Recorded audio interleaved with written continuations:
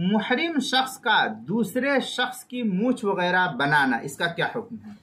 چنانچہ محرم شخص اگر کسی دوسرے آدمی کی، چاہے وہ حلال ہو یا وہ بھی محرم ہو،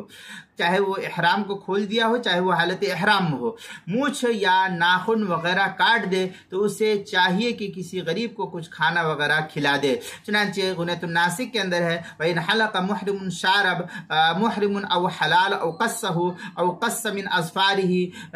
أَطْعَمَ ما شاء۔ یہ غنیۃ الناسک صفحہ 259، مناسک ملا علی قاری صفحہ 330، در مختار ما شامی، جو زکریہ بک ڈپو دیوبند کا ہندی نسخہ ہے، اس کی تیسری جلد صفحہ 590، فتاوی تاتار خانیہ جلد نمبر 3 صفحہ نمبر 585، فتاوی والوالجیہ جلد نمبر 1 صفحہ نمبر 278، البحر العمیق جلد نمبر 2 صفحہ نمبر 861، کتاب المسائل تیسری جلد صفحہ 185، عنوان ہے محرم کا دوسرے شخص کی مونچھ وغیرہ بنانا۔